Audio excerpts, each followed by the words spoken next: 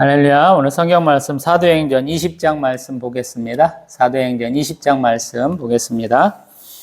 소요가 그침에 바울은 제자들을 불러 권한 후에 작별하고 떠나 마게도냐로 가니라. 그 지방으로 다녀가며 여러 말로 제자들에게 권하고 헬라에 이르러 거기 석 달 동안 있다가 배 타고 수리아로 가고자 할 그때 유대인들이 자기를 해하려고 공모함으로 마게도냐를 거쳐 돌아가기로 작정하니 아시아까지 함께 가는 자는 베르의 사람 부로의 아들 소바더와 데살로니가 사람 아리스다고와 세군도와 더베 사람 가이오와 및 디모데와 아시아 사람 두기고와 두로비모라. 그들은 먼저 가서 드로아에서 우리를 기다리더라.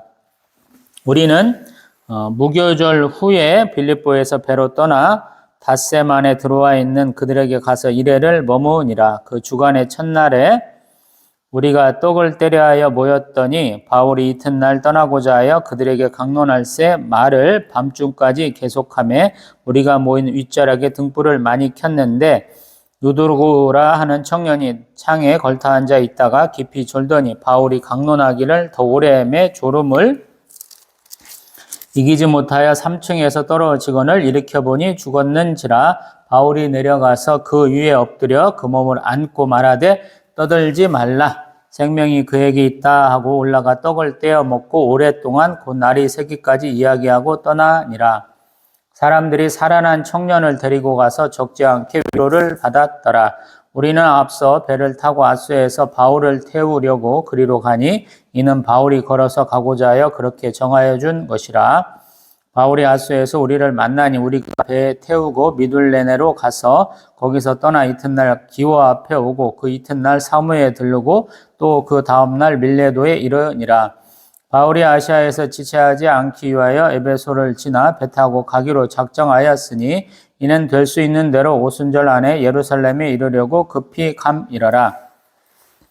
바울이 밀레도에서 사람을 에베소로 보내어 교회 장로들을 청하니 오매 그들에게 말하되 아시아에 들어온 첫날부터 지금까지 내가 항상 여러분 가운데서 어떻게 행하였는지를 여러분도 아는 바니 곧 모든 겸손과 눈물이며 유대인의 관계로 말미암아 당한 시험을 참고 주를 섬긴 것과 유익한 것은 무엇이든지 공중 앞에서나 각 집에서나 거리낌 없이 여러분에게 전하여 가르치고 유대인과 헬라인들에게 하나님께 대한 회개와 우리 주 예수 그리스도께 대한 믿음을 증언한 것이라. 보라, 이제 나는 성령에 매여 예루살렘으로 가는데 거기서 무슨 일을 당할는지 알지 못하노라. 오직 성령이 각성해서 내게 증언하여 결박과 환난이 나를 기다린다 하시나 내가 달려갈 길과 주 예수께 받은 사명 곧 하나님의 은혜의 복음을 증언하는 일을 마치려 하면은 나의 생명조차 조금 더 귀한 것으로 여기지 아니하노라. 보라, 내가 여러분 중에 왕래하며 하나님의 나라를 전파하였으나 이제는 여러분이 다 내 얼굴을 다시 보지 못할 줄 아노라. 그러므로 오늘 여러분에게 증언하거니와 모든 사람의 피에 대하여 내가 깨끗하니 이는 내가 꺼리지 않고 하나님의 뜻을 다 여러분에게 전하였음이라. 여러분은 자기를 위하여 또는 온 양떼를 위하여 삼가라. 성령이 그들 가운데 여러분을 감독자로 삼고 하나님이 자기 피로 사신 교회를 보살피게 하셨느니라. 내가 떠난 후에 사나운 이리가 여러분에게 들어와서 그 양떼를 아끼지 아니하며 또한 여러분 중에서도 제자들을 끌어 자기를 따르게 하려고 어그러진 말을 하는 사람들이 일어날 줄을 내가 아노라. 그러므로 여러분이 일깨어 내가 3년이나 밤낮 쉬지 않고 눈물로 각 사람을 훈계하던 것을 기억하라. 지금 내가 여러분을 주와 및 그 은혜의 말씀에 부탁하노니 그 말씀이 여러분을 능히 든든히 세우사 거룩하게 하심을 입은 모든 자 가운데 기업이 있게 하시리라. 내가 아무의 은이나 금이나 의복을 탐하지 아니하였고 여러분이 아는 바와 같이 이 손으로 나와 내 동행들이 쓰는 것을 충당하여 범사에 여러분에게 모본을 보여준 바와 같이 수고하여 약한 사람들을 돕고 또 주 예수께서 친히 말씀하신 바 주는 것이 받는 것보다 복이 있다 하심을 기억하여야 할지니라.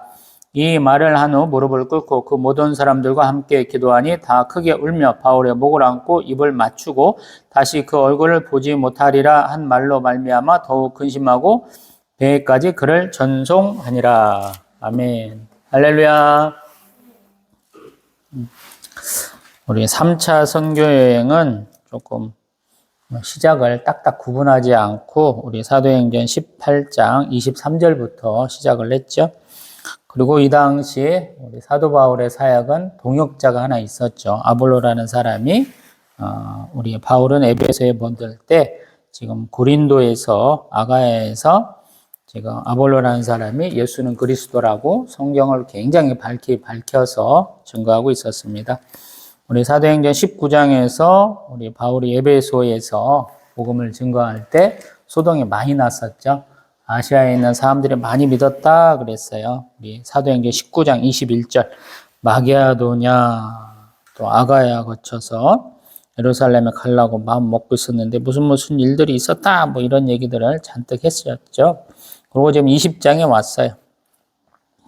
그 에베소에서 있었던 아데미 신상을 만드는 사람들의 소동에 의해서 좀 이렇게 소나기는 좀 피해가자 하는 상황이 좀 된 것 같아요. 그러다 보니까 지금 바울이 이제 돌아갈 때가 되었다라는 거예요. 근데 사실은 소동이 있었으니까 갈 것 같아 그러는데 우리 쭉 20장 끝에 가서 밀레도에서 장로들 불러놓고 기도할 때 보면 성령이 인자 이런 사역이 아니고 다른 사역을 해야 된다. 예루살렘으로 빨리 가라라고 말씀하셨다라고 얘기를 하는 것이죠.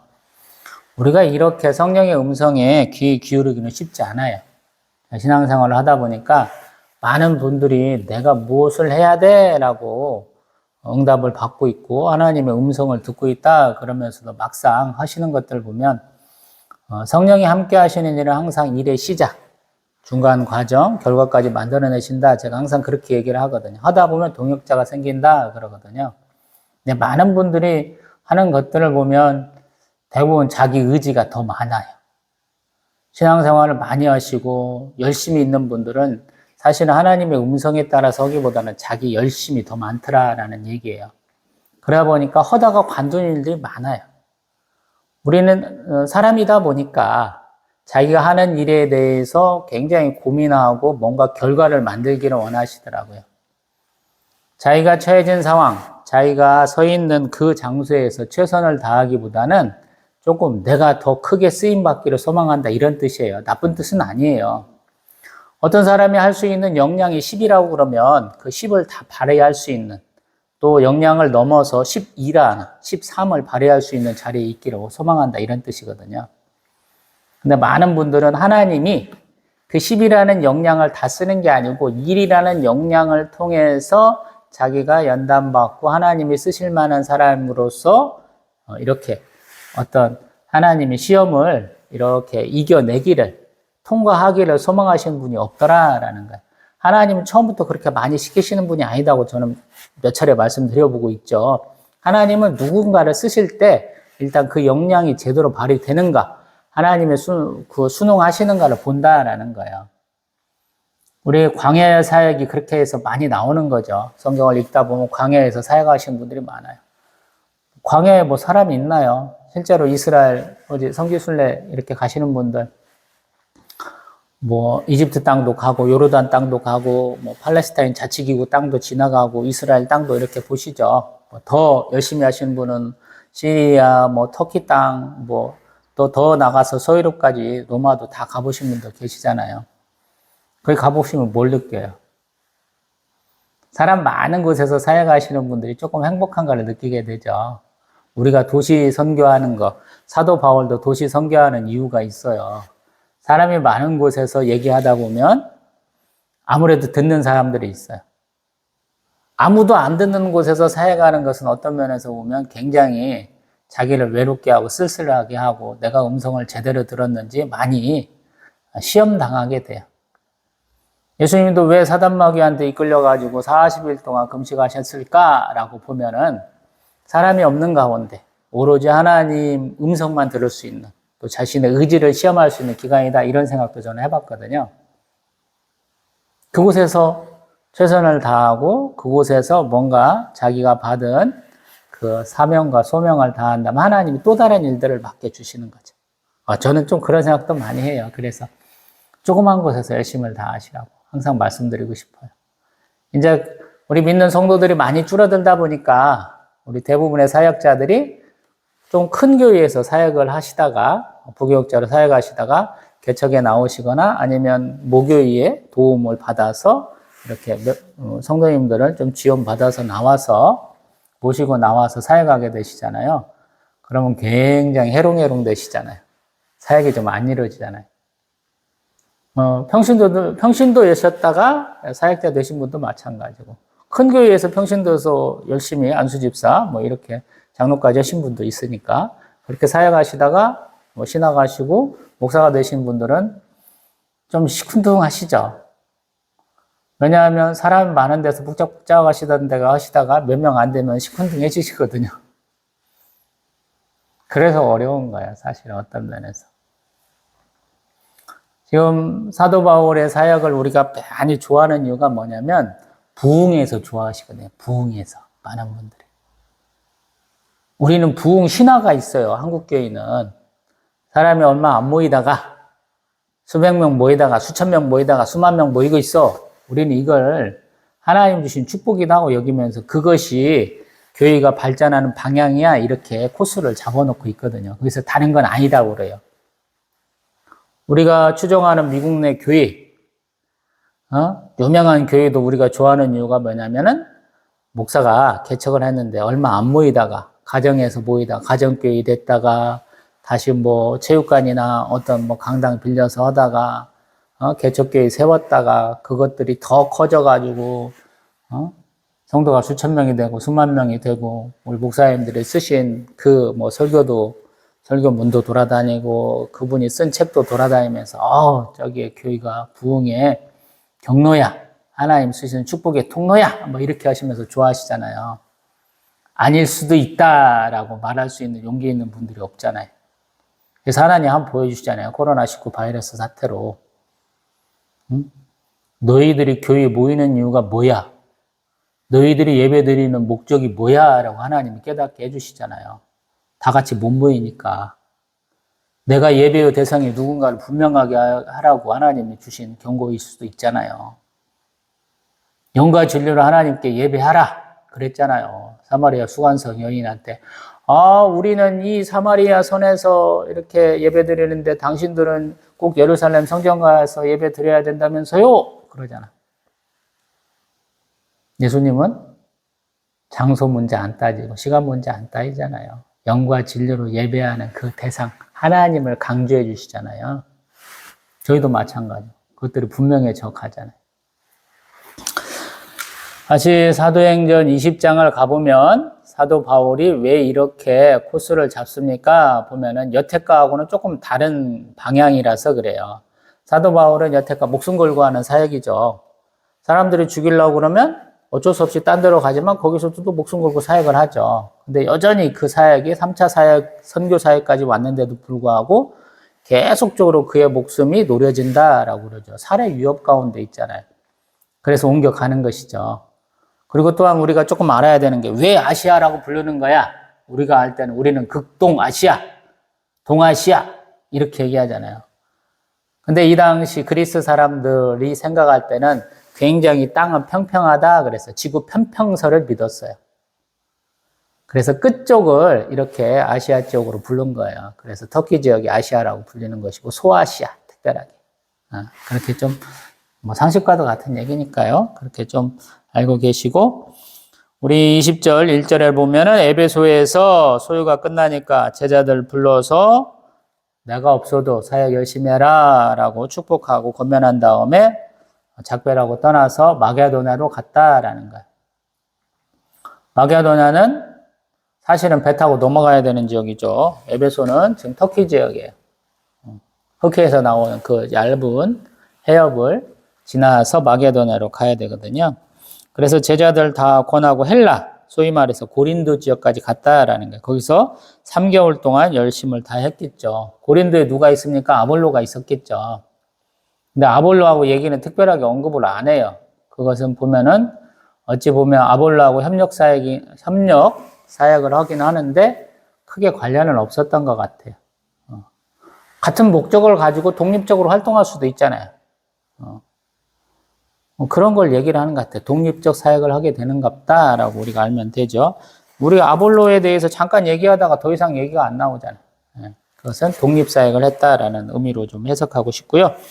그 다음에 다시 배 타고 수리하러 가볍게 빨리 올라오고 그랬는데 안 된다라는 거예요. 유대인들이 잡아 죽이려고 그러니까 어쩔 수 없이 왔던 길 돌아서 마게도냐로 가기로 했다. 그리고 그때 자기 가는 길에 동역자들이 7명 정도 있었다. 그래서 4절에 우리 소바더, 아리스도하고 세군도, 가이오, 디모데, 두기고 드로비모라는 사람이 있었다. 그래서 그 사람들은 먼저 드로아에 가서 기다리고 또 우리 빌립보에서 우리 한 일주일 드로아에 가서 한 일주일 머물렀다 그래요. 뭐 우리 드로아에서 이제 마게도냐 사람들 구원하라라는 말씀 듣고 열심히 노력하다가 기도하다가 넘어갔었죠. 거기에서 이제 밤에 설교를 좀 오래 했다라는 얘기가 7절 이하로 나왔죠. 그래서 하다 보니까 유두고라는 청년이 말씀을 듣긴 듣는데 듣다 보니까 잠이 와가지고 그 높은 창에서 떨어졌다 그래요. 떨어져서 죽었다라고 그러거든요. 그럼에도 불구하고 바울은 가서 그 사람을 몸을 안고 떠들지 말라. 생명이 그에게 있다라는 거. 죽었다고 난리치지 말라는 거예요. 죽음의 표현은 똑같습니다. 그 사람을 평상시에 아꼈던 정이 있고 사랑이 있잖아요. 우리는 슬픔을 눈물과 또 우리의 통곡과도 같은 비명 같은 것들로 하는데 우리 사도 바울은 안 죽었다라는 거. 3층에서 떨어졌는데 졸다가 떨어지면 살기가 힘들죠. 요즘도. 그래서 그랬는데 저녁 밤참 잘 먹고 말씀도 끝까지 다 하다가 이렇게 하고 떠났는데 유두고라는 청년은 살아났더라라는 거예요. 이런 일이 한국교회에도 있습니까? 그런데 제가 들었어요. 제가 우리 신대원 같이 공부하시던 우리 전도사님들이 계신데, 목사님들이 계신데, 그 교회에서 이런 일이 일어났다라는 얘기를 들었어요. 청년이 거기도 성도가 몇백 명이 되니까 2층으로 이렇게 돼 있었는가 본데 2층에서 뭔 작업하다가 떨어졌다고 그래요.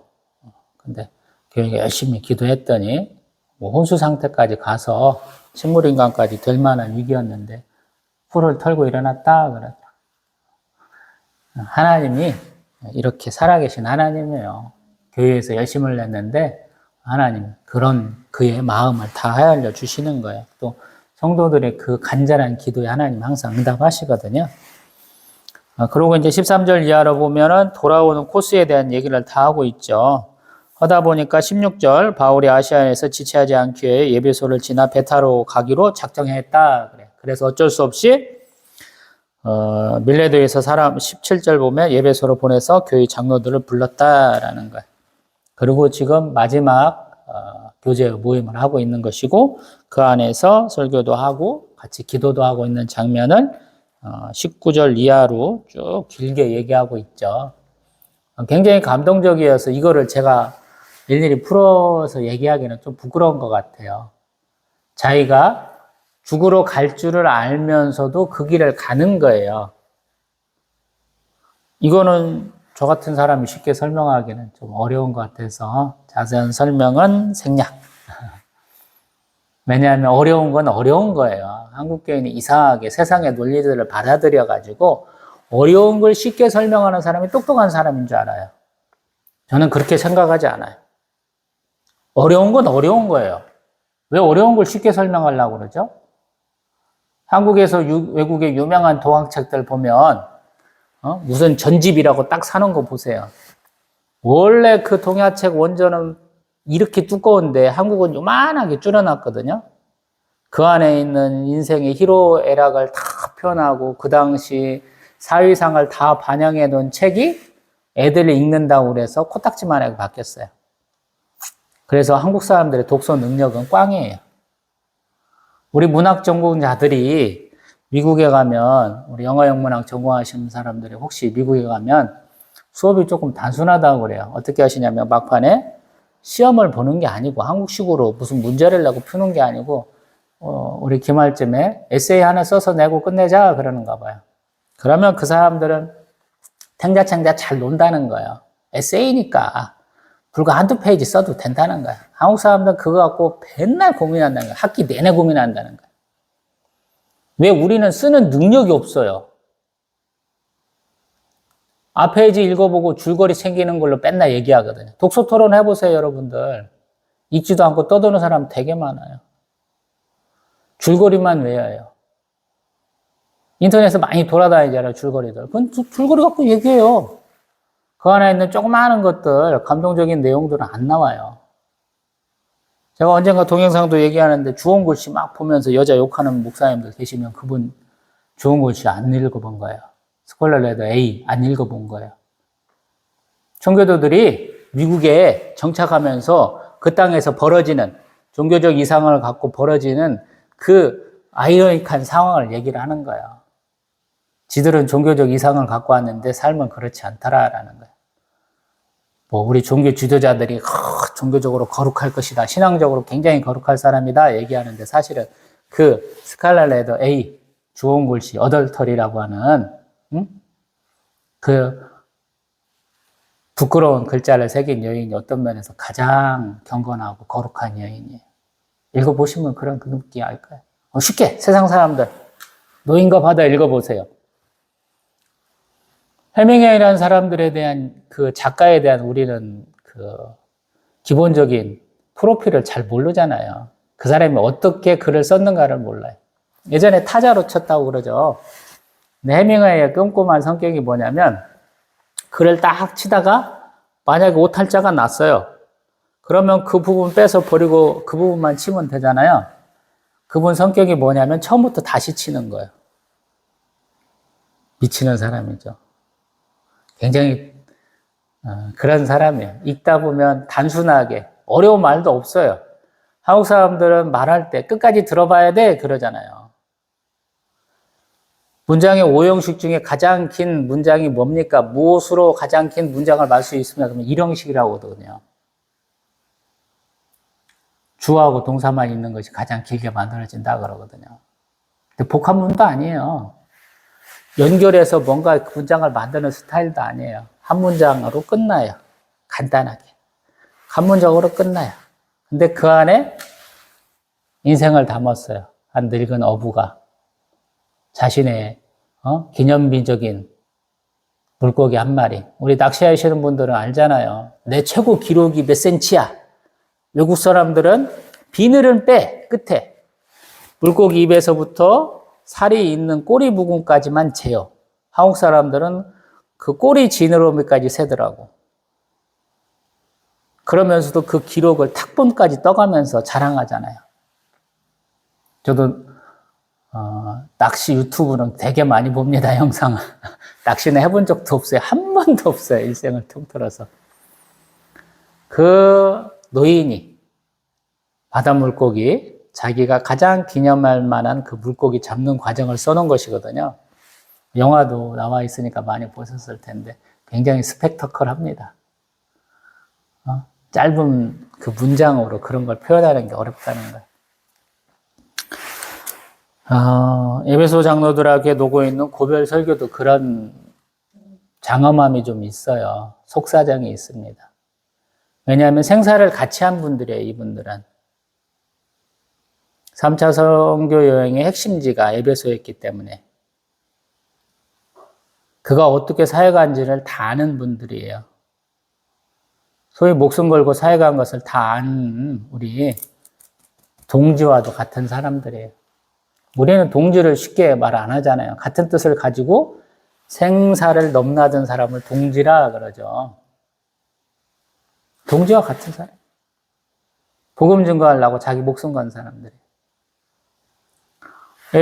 우리 요한복음에도 나오는 것처럼 출교되었다. 사도행전 초반에 나오는 출교와 같은 의미이거든요. 내가 이 복음을 위해서 자신의 삶을 다 버린 사람들이에요. 그분들한테 주는 말씀이거든요. 우리 터키 같은 지역 이슬람을 믿는 나라에 가서 선교하시면 그분들이 그렇게 어려움을 표현하잖아요. 이분들이 기독교에 입문하는 순간 가족과도 다 단절된다. 잘못하면 명예살인 당할 수 있다. 이런 얘기까지 다 하시잖아요. 여기도 마찬가지예요. 여기도 우상숭배의 그 원천과도 같은 지역이에요. 괜히 우리 사도행전 19장에 나오는 그런 아데미 신상, 아르테미스와 제우스를 믿는 그런 곳이 아니다라는 거예요. 여기는 그거를 부인하는 순간 사회생활이 제로가 되는 거예요. 아무것도 안 되고 다 배제예요. 그런 땅에서 이런 사람 믿읍시다라고 권면해야 되는 것이거든요. 내가 그냥 믿고 견디는 것과 다른 사람도 이러한 일에 당신도 해야 됩니다라고 권하는 건 다른 거예요. 내가 이런 상황을 겪고 있고 내가 이렇게 견디고 있는데 너도 해보지 않을래? 라고 권면하는 것이거든요. 그래서 어려운 거예요. 제가 개척교회 목사잖아요. 다른 분들한테 교회 개척해 라고 말할 때 제가 하던 것보다 더 순화시켜서 얘기하잖아요. 투잡 뛰어 이렇게 얘기하잖아요. 처음부터. 목사님들 중에 그런 분 있잖아요. 너 신대원 다닐 때 사역하지 말고 공부 열심히 하라고 그런 분도 있잖아요. 사역을 안 하면 완전히 거지잖아요. 교회에서 도와주지 않는 이상은, 모교에서. 학비 대주지 않는 이상은 정말로 힘들거든요. 그 학비 감당하고 교통비 감당하고 하려고 사역하시는 거잖아요. 신대원생들이. 그래서 그 사람들을 값싼 돈으로 쓰잖아요. 요즘엔 얼마나 더 많이 주시는지 모르겠지만 최저임금에도 훨씬 못 미치는 돈이죠.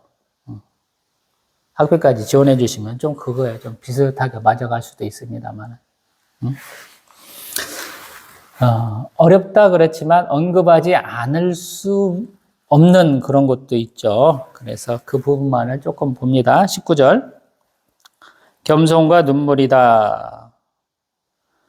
자기 사역의 핵심으로 뭐라고 그러냐면 겸손과 눈물이다 라고 표현을 해요. 예전에 이런 분 되게 많았죠.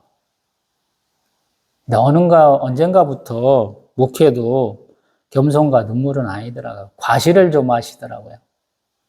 언젠가도 말씀드려봤는데 익산에서 사역할 때 한임 목사님 아드님도 서울에서 목회하시는데 그분이 하는 말, 강남에서 사역하려면 다이아몬드 반지 끼야 되고 외제차 차야 되고 골프도 좀 쳐야 됩니다 라고 하는 거. 성공을 키워드로 하는 사람들에게는 성공이 무엇인지 보여줘야 됩니다. 필리핀 선교사님인데 필리핀 그 부유층이 사는, 상류층이 사는 부촌에 살아야 되고, 소위 말하는 우리 한국에서 지금 수입하려고 하는 필리핀 유모 같은 사람들, 그러한 하녀 같은 분들도 좀 두셔야, 이 사람은 좀 이렇게 하나님의 축복받아서 되는구나, 이렇게 해야 된다라는 것이었거든요. 근데 사도 바울이 하는 것은 겸손과 눈물이다라고 그래요. 이런 분들 별로 없죠. 이런 선교사님들이 오셔갖고 선교 보고 할 때는 많은 분들이 끄덕끄덕 하게 되고 숙연해지고 눈물 흘리게 되죠. 많이 없으셨어요. 많이 없어졌어요. 그런 분들 참 본 지가 한참 된 것 같아. 조금 넘어가 봅니다. 그 다음에 21절 자신의 사역의 또 핵심으로 하나님께 대한 회개, 우리 주 예수 그리스도께 대한 믿음을 증언하였다라고 그래요. 어떤 분하고 제가 인연을 맺었는데 그분이 예수 그리스도의 부활에 대해서 얘기를 못하고 있더라고요. 저는 절기 중에서 유일하게 부활절, 성탄절 2개밖에 안 지냅니다.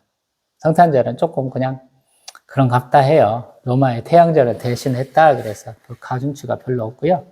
부활절은 꼭 기념합니다. 오늘이 아마 추수감사절에 비슷하게 우리가 하는 그런 상황인데 그것도 잘 안 지냅니다.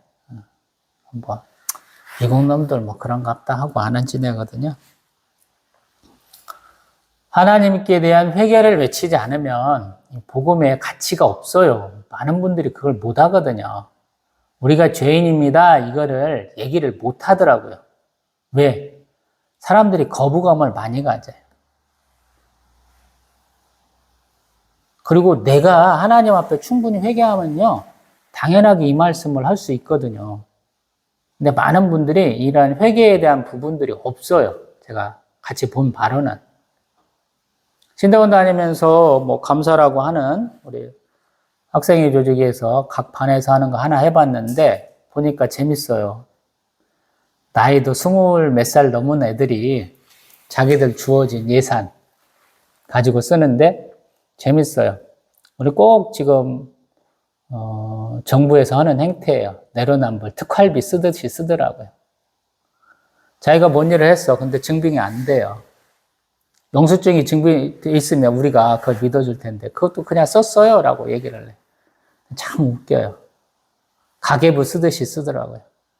무슨 품목이 어떤 거 썼는가 한 번만 쭉 해두면 가리기 요만만 딱 되는데 그냥 가게 하는 것처럼 그냥 무슨 날 무엇을 썼어요 이런 거 썼어. 근데 딱 보면 뭐냐면 이 정도는 우리가 그냥 자체적으로 쓸 수 있잖아. 매점 가서 뭐 사 먹은 것도 그냥 툭툭 쓰고 그랬더라고. 뭐라고 그랬더니 나를 의심했어 그러면서 그거 갖고 더 떠들더라고요. 내가 나서갖고 직접적으로 할 수 있는 위치는 아니어서 지적하는 걸로 끝냈습니다만은 이런 일도 많죠, 목사들이. 언젠가 한 번은 장애인 주차장에 맨날 주차하는 목사들을 중점적으로 파헤치는 유튜브 영상도 한번 본 적이 있거든요. 그냥 그런 거 하지 말고 그냥 여러 가지 조항 만들지 말고 그냥 기본급을 올려주면 될 텐데 왜 기본급을 그렇게 못 올려주는지 모르겠어요. 웃겨요. 돈 쓰는 거 보면 더 웃긴 것 같아요. 목회자들이 더 추레해져요. 목사한테는 이렇게 잘하면서 부교육자들한테 잘 못하는 거 보면 목회 구조가 좀 이상한 것 같기도 하고 막 그래. 근데 그런 건 돈 문제가 아니고 지금 얘기하고자 하는 것은 뭐냐면 회개에 대한 부분이에요. 죄에 대한 회개. 그러기 위해서는 내가 죄인이다라는 의식을 더 열심히 스스로 느껴야 되거든요. 신대원 때 미국에서 선교사로 한국에 왔다라고 하는 분하고 얘기를 하는데 그분한테 들은 제 가장 큰 아쉬운 점은 뭐냐면 하나님께 대한 회개가 없어요. 너는 과도한 죄의식을 가지고 있다 이런 식의 말을 하더라고요. 본인이 왜 그렇게 살았는지를 제가 평가해 줘 그러면 하나님께 대한 회개가 없는 거예요. 그분한테는. 우리 여조선 교사님인데. 사실 저희도 그런 생각을 많이 해요. 제가 오늘 왜 이렇게 주일날 설교하는데 가정교회에서 설교하고 있습니까? 그러면 죄에 대한 회개가 부족한 거예요. 쉽게 말하면. 하나님은 하나님의 말씀을 온전히 선포할 수 있는 사람, 하나님의 뜻대로 살아가는 사람들을 많이 쓰시거든요. 기본적으로. 그게 기본 전제라는 생각이 들어요. 제가 부족한 거거든요. 말로만 제가 회개하고 있거나. 근데 높은 지위에 올라가는데도 불구하고 수많은 사람들 앞에서 설교하고 있는데도 불구하고 그런 걸 못 하시는 분들 되게 많죠. 그냥 언급하듯이 쭉 얘기하고 재밌게 하려고. 천국은 기쁘고 즐거운 것이야 이것만 얘기하려고. 근데 입장 조건이 있다는 거예요. 입장 조건이. 천국 문을 들어가야 될 거 아니야. 들어가는 데서 첫 번째가 뭐냐면 하나님께 대한 회개예요. 제가 볼 때는. 입장도 못 하는데 들어가서 누릴 영광만 얘기하는 건 잘못된 거잖아요. 이걸 잊지 마세요.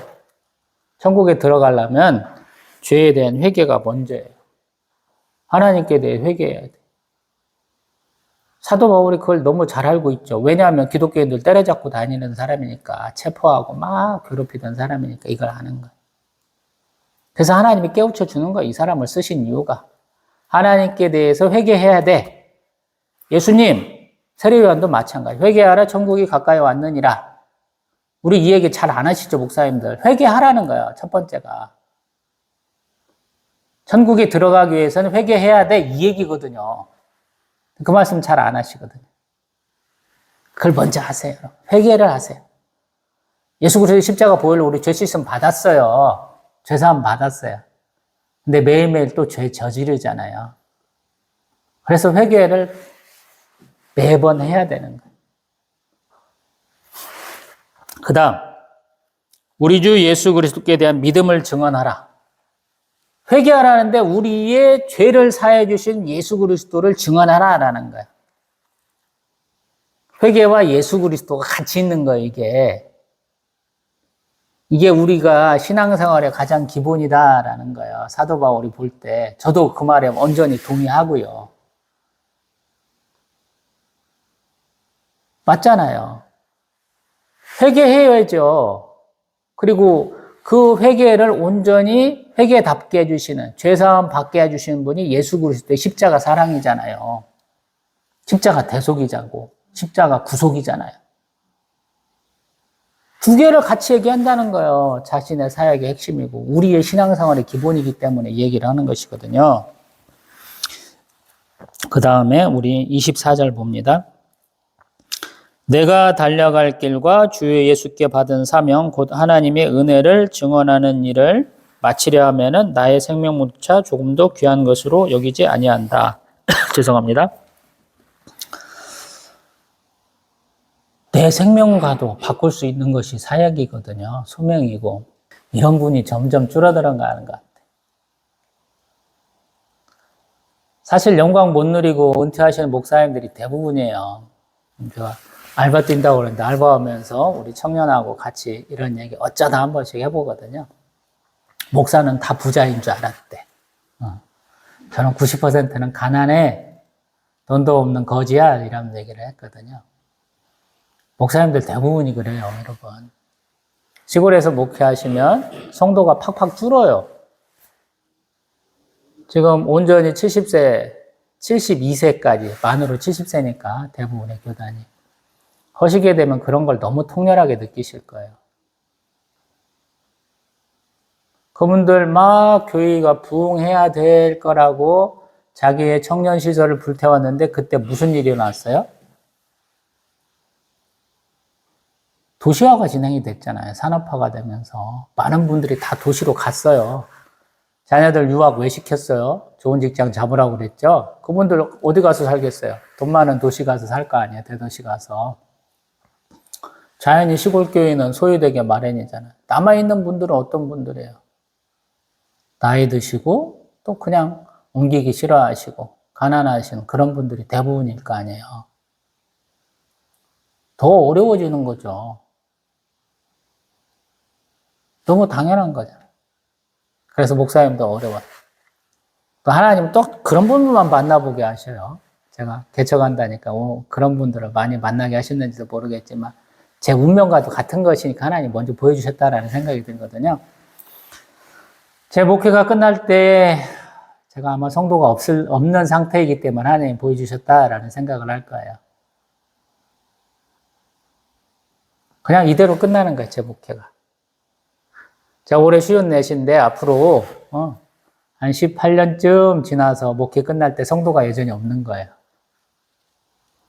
제 노후가 준비되어 있지도 않고 제가 사역할 때 목사님 수고하셨습니다 말 들을 일도 없다는 거예요. 근데 하나님이 저한테 묻는 거예요. 너 그래도 괜찮아? 라고 묻는 거예요. 저는 아멘 그러죠. 괜찮습니다. 저는 하나님 좋아서 이 목회하는 것이지 하나님께 예배하는 것이지 사람에게 하는 것이 아닙니다. 라고 각오를 다지고 10년 차에 접어든 거예요. 하나님이 20몇 년 후에 얘기를 물었을 때 저는 이미 시작한 거예요. 그렇다고. 저도 이런데 사도 바울은 더 잘 알았겠죠. 자신의 사역이 어떤 방향으로 진행되고 자신의 최후가 어떨지 하나님 보여주시지 않았을까요? 근데 가는 거예요. 지금 수많은 동역자들이 있고 수많은 성도들이 있지만 자신이 죽을 때 몇 사람 안 남을 것이라는 걸 알고 시작하는 거예요. 그래서 대단한 사람이에요. 그의 기도에 응답해 주시는 거예요, 하나님. 사람을 힘입고 사람과 같이 어울려지는 것도 좋은 목회예요. 저는 잘못됐다고 말 안 해요. 근데 더 좋은 것은 하나님과 동행하는 거예요. 하나님께 순종하고 하나님의 뜻대로 사역하는 것이 하나님이 기뻐하실 만한 사역이다라는 거예요. 사도 바울이 그걸 보여줘요. 우리는 영광 누리라고 그러잖아요. 제가 젤로 꼴순하게 보는 이유가 제가 한 교회의 담임 목사야. 굉장히 좋은 교회예요. 제가 봤을 때는. 저 같은 개척교회 목사, 가정교회 목사가 볼 때는 정말 좋은 교회야. 근데 더 좋은 교회, 성도가 더 많고 자기가 은퇴했을 때 더 큰 보상을 해줄 수 있는 교회에서 자기를 청빙하면 좋아, 갈게. 근데 나 원로 대우도 해줘야 된다? 그러면서 가는 목사예요. 많죠, 그런 덜 떨어진 애들이. 그걸 목사라고 막 좋아하는 목사, 성도들 많다는 게 이해가 안 가요. 우리는 사도 바울이 좋다고 막 그러잖아요. 예수님 좋아요 그러잖아요. 예수님이 대우 바라보고 간 사람이에요? 전혀 아니잖아요. 하나님이 맡긴 사역에 그냥 자신의 목숨을, 자신의 인생을 건 사람들이잖아요. 근데 현실에서는 그렇지 않아요. 책도 쓰고 성도들도 막 웃겼다 울렸다 하는 그런 목사들을 좋다고 청빙해가 서로 한 교회에서 벌써 사역하고 있어. 근데 막 큰 교회에서 우리에게 기쁨과 감동을 줄 수 있는 목사는 어디가 있는가 보자. 그래서 우리가 돈을 잔뜩 주면 그렇게 명예를 안겨주면 오겠지. 그래갖고 성도를 채가요. 목사를 채가고. 한국교회 개판입니다. 그런 관점에서 보면. 옮긴다고 하는 놈은 정신 나간 놈이고요. 그래서 제가 그런 사람들 다 욕합니다. 그런 사람들 막 교회에서 막 부교육자 써볼 때 저는 자격도 없지만 써보지도 않았어요. 얼마나 병신 같은 놈이에요. 하나님이 그를 그렇게 쓰시겠다. 선지서들 보세요. 그분들이 얼마나 높이 쓰임 받았는지 또 얼마나 비참했는지 우리가 알잖아요. 근데 그 자리를 벗어나지는 않잖아요. 근데 한국교회에서는 그걸 막 돌아다녀요. 자기들끼리. 와. 미친놈 아닙니까, 여러분? 여러분도 마찬가지예요. 작은 교회 갔더니 목사가 시원찮아. 교회 시설이 개판이야. 옆에 큰 교회 있더만. 큰 교회 가서 대우받을래? 그래서 큰 교회로 가시는 분도 있잖아요. 나쁜 놈들입니다. 나쁜 년들입니다. 성령의 감동으로 갔다면, 그것이 아니라면 상관이 없지만 성령의 감동으로 갔다면 반성하세요.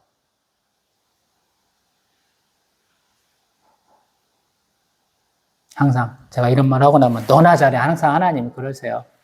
주일날 오후에 제가 퍼지는 이유 중에 하나가 그렇습니다. 말은 날카롭게 하는데 너나 잘하지 그러네. 항상 하나님이 그러시거든요. 그런 면에서 죄송합니다. 그리고 28절 다른 거 다 띄워놓고요. 하나님이 자기 피로 사신 교회를 보살피게 하셨다. 아멘. 자기 피로 사셨어요. 이 가정교회에, 청야교회에 예수님이 머리가 되신다 제가 고백을 합니다.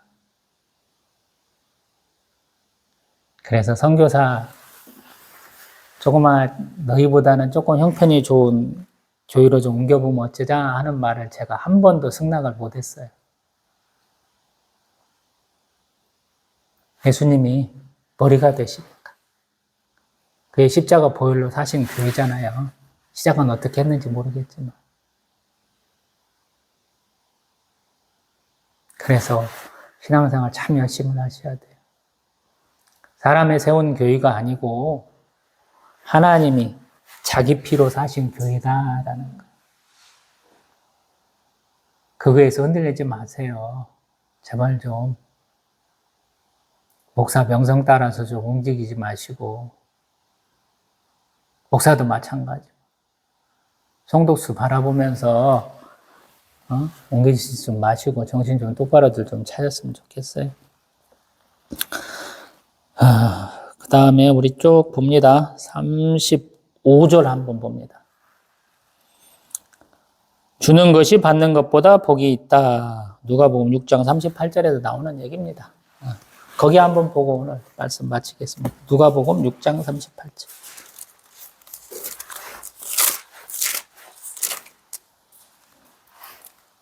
누가복음 6장 38절. 누가복음 6장 38절. 주라 그리하면 너에게 줄 것이니 곧 후히 되어 누르고 흔들어 넘치도록 하여 너에게 안겨주리라. 너희가 헤아리는 그 헤아림으로 너희도 헤아림을 도도 받을 것이니라. 아멘. 비판 정죄 헤아림 하지 말라는 것 안에서 주라는 거예요. 저는 개척교회 목사라 주머니에 돈이 있으면 이 돈은 뭐 하냐고 쓰는 돈이냐면 헌금하려고 있는 돈이. 헌금 얼마나 합니까? 제가 새벽 예배 드릴 때, 수요 예배 드릴 때 1,000원을 드립니다. 아무것도 없고 뭐 직업도 안 가질 때는 제가 드릴 수 있는 가장 작으면서도 가장 큰 돈이에요.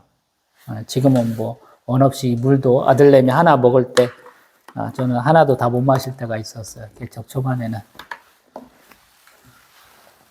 줄 수 있어요. 가난하다고 못 드리는 거 아니에요, 여러분. 여러분이 하나님 앞에 드리는 기도의 가치를 여러분들은 굉장히 낮게 보시는 경향이 있고 어떤 때는 너무 높게 보는 경향이 있어요. 근데 기도는 기도예요. 기도의 응답은 하나님께 있거든요. 예수님이 2랩돈, 1고드란트, 지금 하나로 맡아가면 Q1 1kg가 1,000 얼마인가 그 정도 될 거예요. 그 과부의 하루에 먹고 살 수 있는 하루치 생활비잖아요. 그걸 예수님은 보시고 부자들보다 더 많이 넣었다 그러거든요. 하나님께 드릴 수 있어요, 우리가. 주세요. 가난하다고 얻어만 드시지 말고 주세요. 위로할 수도 있고 격려할 수도 있고 같이 고통을 공감할 수 있는 말로도 갚을 수 있고요. 또 말없이 기도할 수도 있어요. 하나님이 그러라고 우리에게 기도와 간구와 도구를 가르쳐 주셨어요. 사도 바울을 통해서. 기도하세요. 누군가를 위해서. 그것만큼 좋은 게 없더라고요. 저도 이 강대상, 이 책상에 수많은 사람들이 이름이 있었습니다. A4 용지 몇 장이에요. 교회 와서 저를 도와주고 또 저에게 감동 주신 분들이에요. 기도 부탁 받아서 저도 같이 기도했던 분들이거든요. 참 감사한 게 뭔지 아세요, 여러분? 기도의 응답은 하나님께 있잖아요. 누군가를 위해서 기도했더니 그 기도가 돌고 돌아서 저한테도 오는 경우가 참 많더라고요. 저하고는 직접적인 관계도 없는 분들이 꾸준히 후원해 주셔갖고 교회가 10년 차를 맞이하게 된 거거든요. 누군가를 통해서 누군가와 연결돼요. 그래서 기도하시라라고 그런 거예요. 줄 때 가장 좋은 것은 뭡니까? 저는 기도라고 생각을 해요. 공감하는 기도. 제가 살아오면서 아픈 기억들이 많이 있어요, 저도. 사도 바울이 겸손과 눈물이다 그러는데 저도 눈물 많이 흘렸습니다.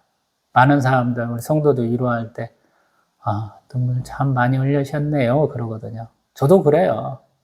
나도 눈물 많이 흘려서 당신 빠져 죽을 걱정하지 말라고. 나는 사회와 같이 농도가 더 세다고.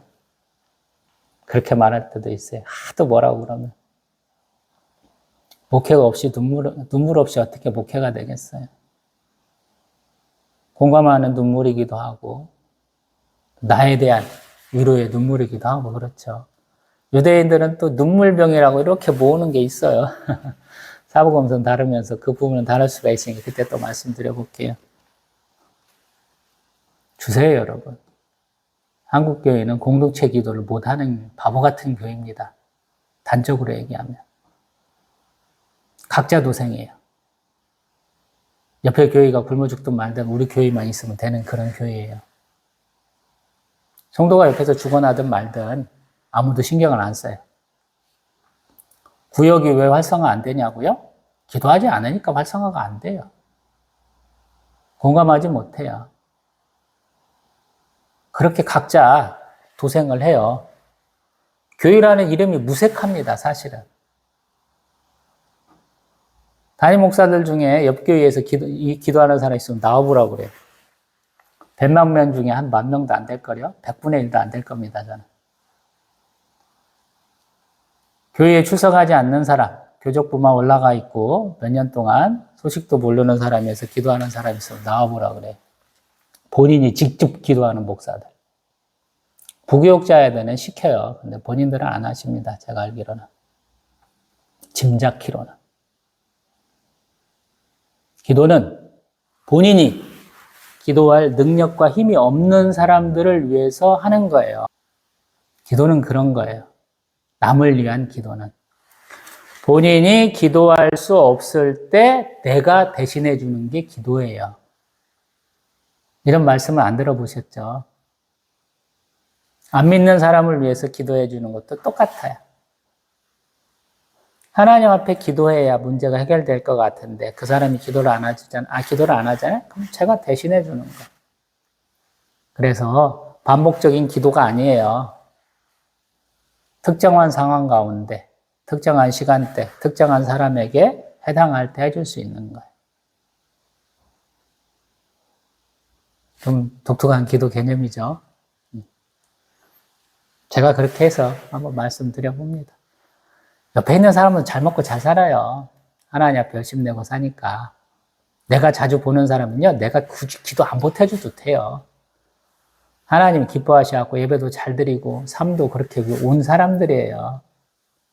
오히려 예배 잘 드리다 떨어져 나간 사람들, 교회 안 나오는 사람들, 또 내가 우연찮게 알게 된 사람들, 성령의 감동으로 그 사람이 생각날 때 기도하는 게 어떤 면에서 저는 주는 기도 이런 생각이 들거든요. 말씀을 마쳐봅니다. 하나님이 알바를 통해서 이런 걸 주실 거다라고 기대를 했는데 확실히 그런 것 같아요. 맨날 같은 환경에서 같은 생각만 가지고 말씀을 보았다가 조금 다른 환경 가운데서 보게 되니까 말씀의 방향이 좀 바뀌는 것 같고 제 이런 주위 환경이 좀 바뀜으로써 제가 기분 전환도 되는 것 같아요. 그래서 말씀이 조금 더 길어지고 있죠. 죄송하게도. 근데 하나님이 그러한 변화를 주실 때 왜 주셨는가를 한번 생각해 볼 필요는 있거든요. 내가 가는 방향이 잘못됐으면 하나님 그 방향을 바꾸시거든요. 내 길을 가르쳐 주신 하나님이에요. 시편 16편이나 32편 읽어보시면 알아요. 하나님이 내 길을 인도하신다라는 표현을 하게 되면 하나님이 인도해 주시거든요. 그래서 말씀을 자주 보시고 읽고 중요한 거, 또 뭔가 떠오르는 거 붙들고 묵상하시고 하나님과 교제하시라라고 제가 말씀드리고 있죠. 또 뵙겠습니다.